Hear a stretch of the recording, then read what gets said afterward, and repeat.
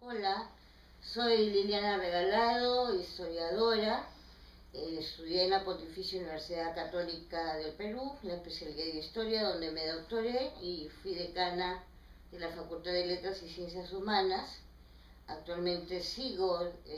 dictando clases en la universidad, en la escuela de graduados, en el pregrado, es decir, en la licenciatura, y me dedico a investigar, a la docencia y a trabajar sobre todo ahora dos temas que me apasionan profundamente. El mundo andino, tanto prehispánico como colonial, y la historiografía. Pero siendo la historiografía un asunto tan amplio,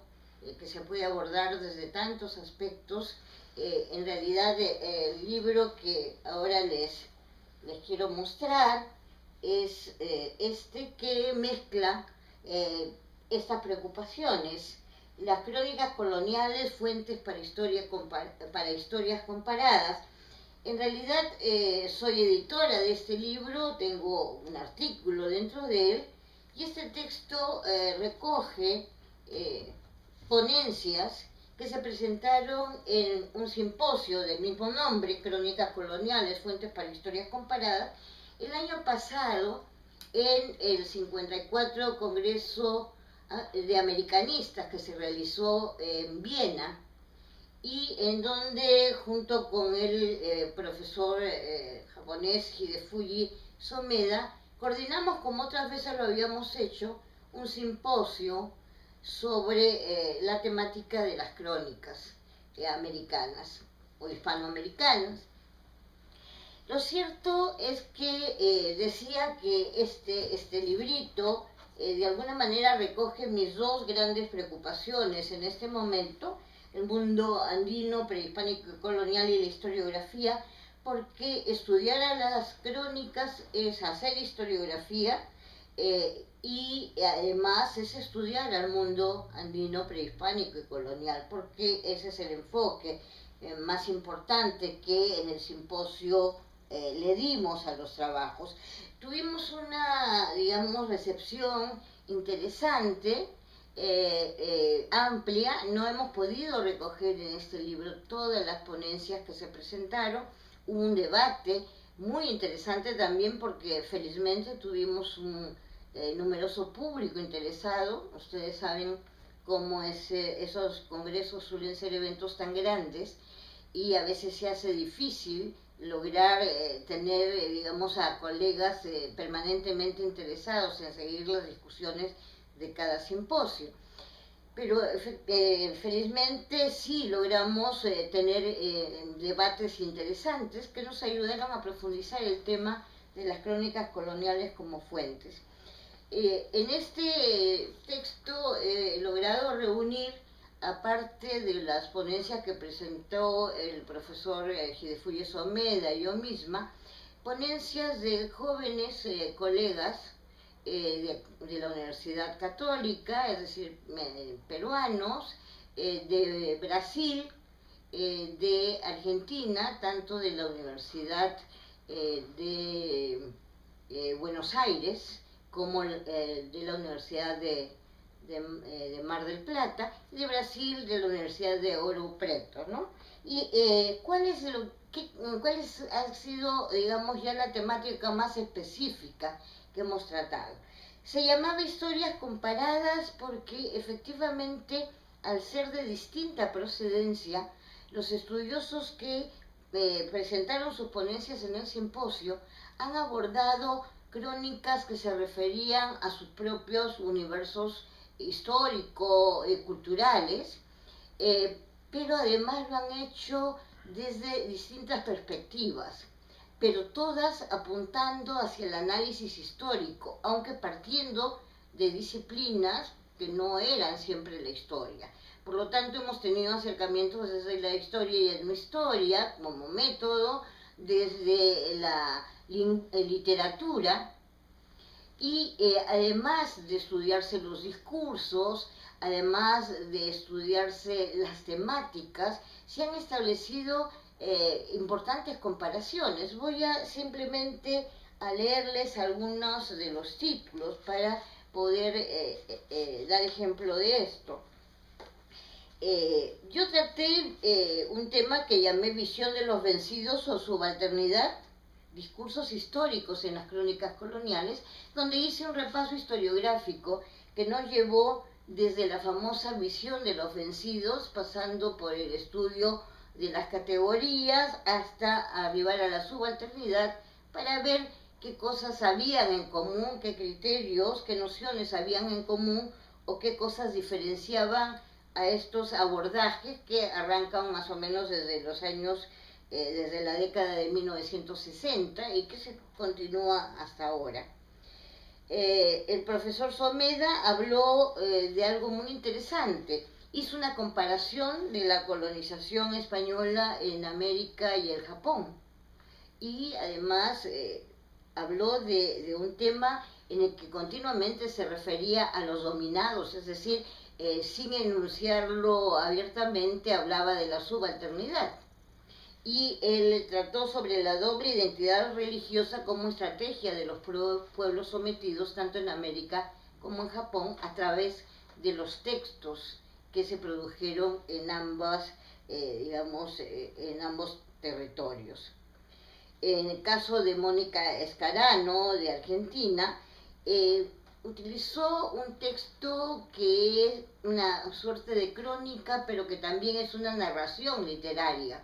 o es una narración literaria que también es una crónica, o una suerte de crónica, y habló de los naufragios de Álvar Núñez, Cabeza de Vaca,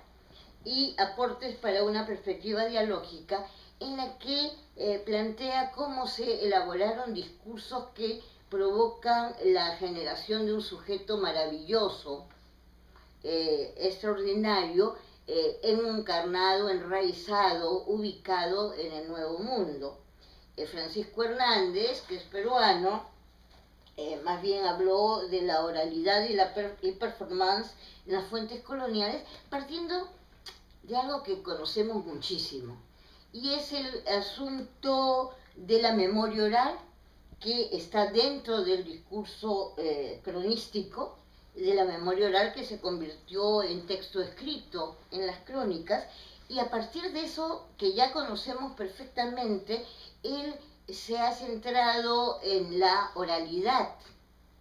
de las fuentes, y más que eso en los rituales como expresión de esa oralidad. Y por lo tanto los rituales no solamente serían escenografía, no solamente serían, digamos, coreografía, no solamente serían un conjunto de símbolos y actuaciones de carácter religioso, sino que estarían constituyendo textos culturales que pueden ser analizados, textos culturales que por ejemplo fueron recogidos en las crónicas de los siglos XVI y XVII. Y por lo tanto hay aquí una, digamos, expresión clara de un trabajo con metodología etnohistórica que nos remite a un tipo de discurso, al discurso del oral, pero que incide en la gestualidad, que incide en los rituales, etc. Luego, Vanina Teglia, de Argentina, trata de una cosa muy interesante que a la que no siempre se presta atención en las fuentes de los siglos XVI y XVII, y es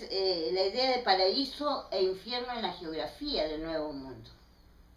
Y por lo tanto, a partir de dos crónicas, la de Fernández de Oviedo y una de los escritos de Bartolomé de las Casas, para ver cómo hay una analogía entre la descripción de la geografía del Nuevo Mundo en lo referente a la existencia de un paraíso o de un infierno, y cómo las descripciones se parecen en mucho, siendo ambas además descripciones que apuntan a lo moral y teológico. a partir de un canon establecido en el propio siglo XVI. Entonces, esto es interesante porque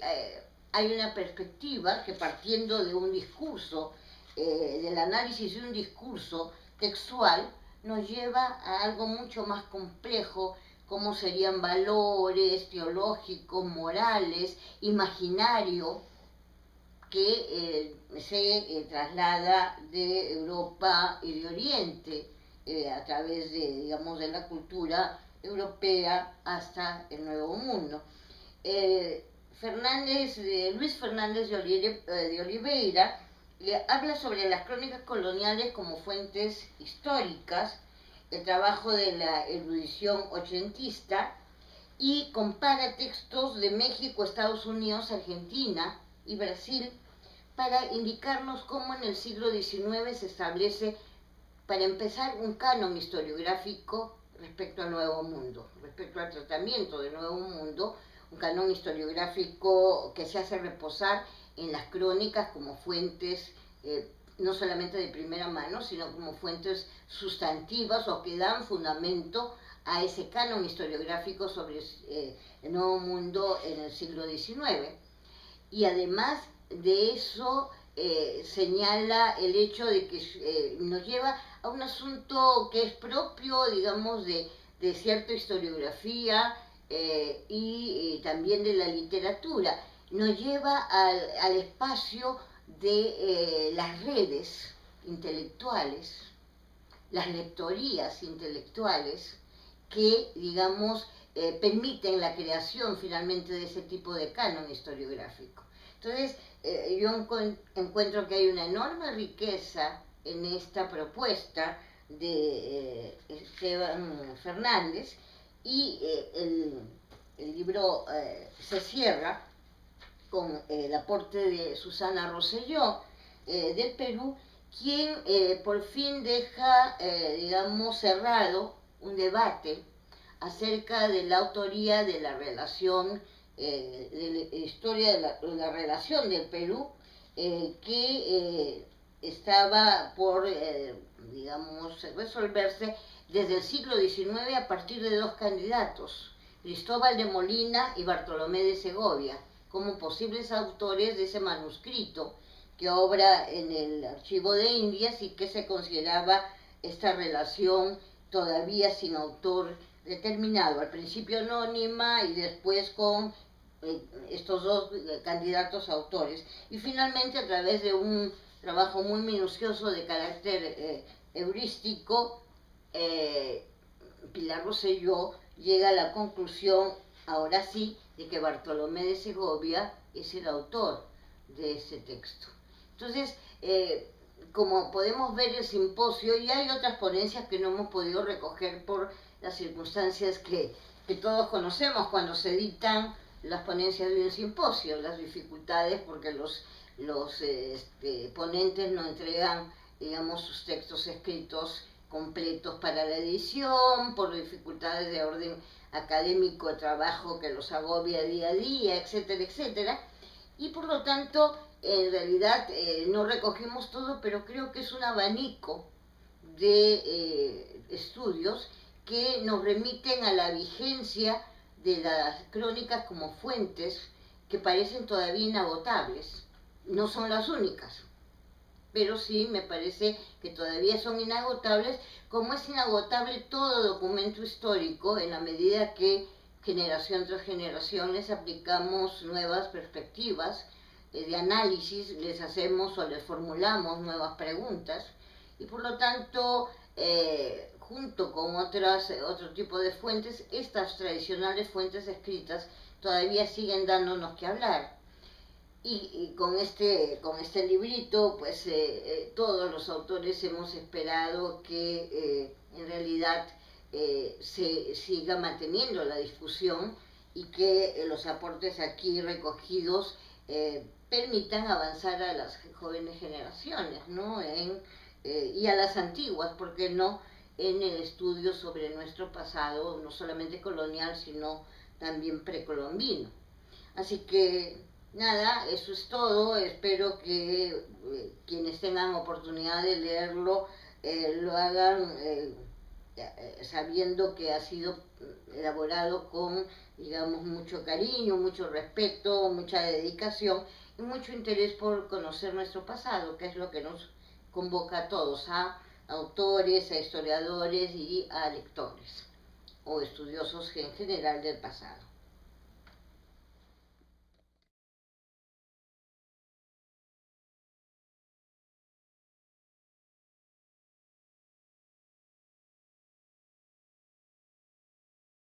Y la historiografía, porque estudiar a las crónicas es hacer historiografía y además es estudiar al mundo andino prehispánico y colonial, porque ese es el enfoque más importante que en el simposio le dimos a los trabajos. Tuvimos una, digamos, recepción interesante, amplia. No hemos podido recoger en este libro todas las ponencias que se presentaron. Hubo un debate muy interesante también porque felizmente tuvimos un congreso de americanistas que se realizó en Viena y en donde junto con el profesor japonés Hidefuji Someda coordinamos, como otras veces lo habíamos hecho, un simposio sobre la temática de las crónicas americanas o hispanoamericanas. Lo cierto es que decía que este librito de alguna manera recoge mis dos grandes preocupaciones en este momento: el mundo andino, prehispánico y colonial.